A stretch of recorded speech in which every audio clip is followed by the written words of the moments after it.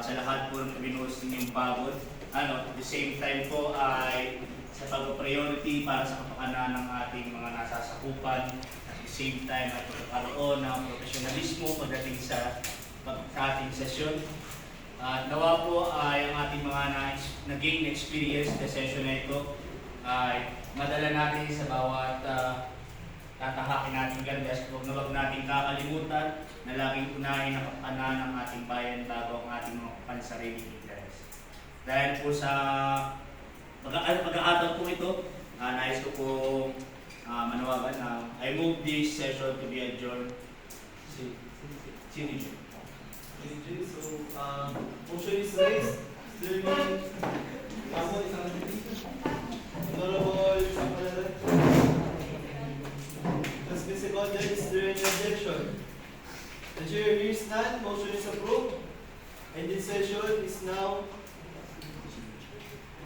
adjourned, CDJ. And now the simulation class for the school year 2023-2024 is now complete and adjourned.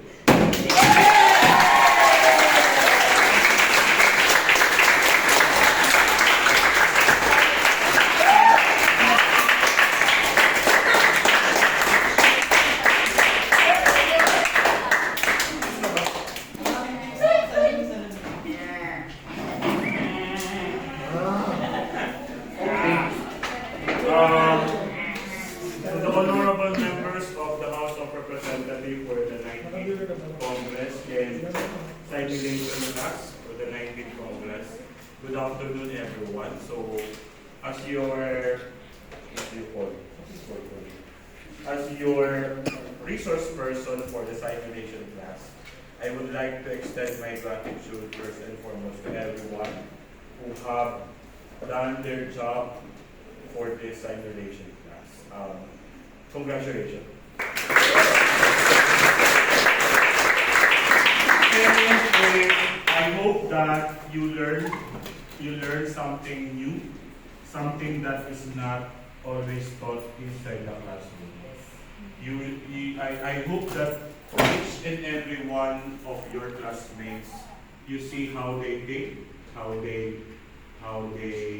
judge, how they evaluate the manuscript, and how they judge the presentation. So yun po yung konteksto, yun yung experience na hindi nakikita sa loob ng nababasa. Nakita ko naman kung paano kayo nag-effort how to assess each and every bills and each and every proposals na ginawa ninyo sa klase nito. At nagpapasalamat ako kasi hindi siya ganun ako nahirapan at hindi rin ako. At lagi ako natutuwa because my students are empowered and you are showing that you are thinking critically. What does it think critically? Narinig ko kanina si Mr. Morines, Honorable Morines, that this simulation class is not just about the experiential learning. Na sana yung konteksto ay makita ninyo kasi isa sa mga vision namin, ako personally as a faculty member, kasi wala pa ako masyadong nakikita forester na nagiging legislator. Lagi na lang executive position. Wala pa ako nakita, except Forester Dabla ng Pagbilaw, who became a 9 years or 3-termer municipal councilor of Pagbilaw. Sa Subic ay 1 term tapos natalo, Forester yun. So, wala pa ako nakita at nabasa Forester na naging congressman at senator, tama, or lawyer, at mga artista. So baka ito yung time of you become the new breeds of Forester who will be bench over going to the policy side of our society. Baka ito yung training na gusto ni Lester, ni Charles, ni Juan, diba? Or ni Bill, at hindi maging senro, kundi maging sa policy making. So, yung ating mga SK chairman, Sana ay matutunan si Renz na mas magamit yung proseso doon sa inyong tunay na trabaho bilang SK Chairman or SK Kagawad. So doon ako nagpapasalamat dahil pinakita ninyo na kahit ang dami-daming ginagawa, you are enjoying. At yung iba natutong magsalita sa harap, natutong lumaban, at naging preparatory ninyo sa inyong pre-oral. Diba? Nakita ninyo kung paano kayo ginisan ng estudyante nyo, ay sa lahat ng anggulo, ginigisa kayo. Pagdating nyo sa pre-oral, nakasulat na, binaligtad lang ang tanong, di na kayo makasagot. Diba? Sa pre-oral. So yun po yung, at mas matindi pang pagdadaanan po ninyo ngayong darating na taon kasi mas exciting na yung fourth year. Paano pagsasabay-sabayin ang data gathering, ang 17 units with laboratory, except yung isang tao dito, I don't know kung kailan ito the third year, magpo-fourth year, baka ubutan na ito ng ugat. So tatanggalin na lang yung ugat. So yun po yung sana makita ninyo. At ako yung papasalamat dahil sa strategy ginawa ni Keno dahil pinagpalipat-lipat at para ma-experience po ninyo yung nangyayari talaga sa totoong buhay na dapat maranasan po ninyo na hindi dapat maging manghiyain ng lagi. Right? Hindi dapat lagi tayo nakatayo din. Hinigisa ka na nakakikita pa rin. So, dapat inilalaban ang inyong posisyon, ang inyong paninindigan. Hindi dahil na kami nakatulong dahil puso nakatulong. Yun po yung i-depensa. So, you are always in this modern world na napakabilis. Ang tanging laban natin ay sumabay sa modern world. So, dapat ngayong panahon ito ay equip na kayo paano. I hope you are equipped paano lumaban at paano ipaglaban ang inyong mga ideas. Nakikisa ka si Jessa, paano niya ipinaglaban ng kanyang ideas. Nahirapan po siya. Okay, so yun po at ako'y nagpapasalamat muli dahil each and every one of you ay nakita ko naman na nag-improve simula last time. Sana by next year, kung ako pa yung teacher niyo ako for sure sa governance. Bagong perspective naman ang ating pagdadaan for sure. Iibahin ko naman ang ating. Wala nang simulation class. Prepare niyo ng sarili niyo sa pagsusulat again. Okay? Pagsusulat. So, mas marami pong basahin, mas maraming sulatin. Mas gusto yun ni Mike. Gusto niya yung daldalan. Okay? So, maraming salamat. Lahat ng efforts po ninyo ay well accounted for. Pero talagang malaking hatak ang exam sa grades. So, yung exam talaga, pag hindi nag-focus sa grades, as exam, sobrang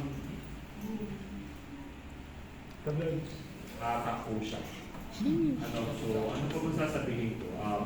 You set another standards from extension, from today, the simulation class.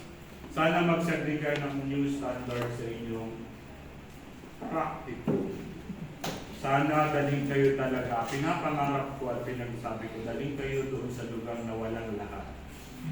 Para mas matest pa namin ninyo ang bawat isa sa inyo. Mas makikilala pa ninyo ang bawat isa sa inyo. Alam kong kayo ay may grupo-grupo. Grupo ng matahimik, grupo ng mga maliingay, grupo ng mga hambog, grupo ng mga maiisip, grupo ng mga sarili. Sabi nga ni Mike nung sa jablo na yan.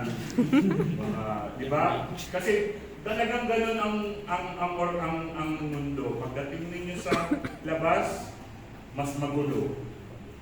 Na sana wag kayo pare-pareho sa isang labanan, sa isang organisasyon. Kasi mas masakit na yung friendship na nabuo na yung 4 na taon dahil lang sa competition para ma-promote, para ma-item ay masisira. Kaya I suggest guys, lumabas sa Quezon, lumabas sa Calabarzon, pumunta sa ibang lugar na kakaunti. Para pag nag-reunion kayo, nasaan ka na? Nasaan kayo? Buslugan. Ano ka na? 5 na anak, 10 taon para ako graduate. Kasi, di ba? Hindi. Mas Hindi na masarap yung pinapula. kwentuhan na bihira kayo magkita pero pag nag-meet kayo ang sarili-sarili nun, masarap magkwentuhan. Diba? So yun yung sana makita ko po sa inyo. So sa lahat, thank you very much. Later ay mag-check pa ba tayo? Ako na lang. Kaya na lang, sir. Uuwi na kayo. Tama. Alam ko naman kayo ay pagod na. Nagreklamo kanina mga lumangigaw kayo sa watershed, sa silviculture. So ako na lang ang mag-check. So mamaya isa-send ko yung pagka nagka-internet yung midterm ng law. Hindi ko pa po tapos yung midterm ng Res 1 dahil binabasa ko pa isa-isa para naman objective. Na-turn it in ko na mayroong 5 tao na beyond 15 ang turning in result. Doon sa similarity index. So yun, 5 tao. So, didesisyonan ko pa kung ano yun. And then, so yung usapan natin, 21, and then ng bound. So, distribute the work para hindi sa inyo ang bulk ng work. Secretariat. Hindi na ba pwede po move ko yun? 27 tayo, papunta kami Katanawan, and then ng grade ay 25. Sir, 22. 21? Ano naman kayong gagawin mo? Pero umuwi pa kami sa bayan nun. Huwag na kayong umuwi. So, I suggest ganito, mag-focus kayo, dapat may naggagawa sa silviculture, may naggagawa sa ano. Kaya nga divide the work. Yung thesis pala, by the way, kanina may tanong kanina, kailan ang soon? So huwag masyadong magpuyat, huwag masyadong magkape para hindi Yan. mamatay agad. Mag-inom. Graduate nga kayo, patay naman. Yeah. Yan po yung panuntunan ko kasi yan. Kung ano po ang naranasan po yung palpitation ng nagda-dissertation sa kagustuhan ko mabilis na graduate, itinigil ko lahat. Yan, ikaw ha? So extended po ako ng isang taon ng graduation. Kasi graduate ka na, patay ka na. Walang magtutuloy ng thesis. So yun. So any more questions? So, di ba? Guys, maniwala po tayo. Ako po ay nagsasuggest kung kaya, hindi na po kayang katawan, pahinga. Matulog. Kasi yung tulog lang po. Pero masarap din naman mag-inom, di ba? Yes. Good well, nag-inom. Next, so any more questions? Hello. Clarification before we end the semester? So ako yung nagpapasalamat kasi talaga sobrang I always be proud to my forestry students.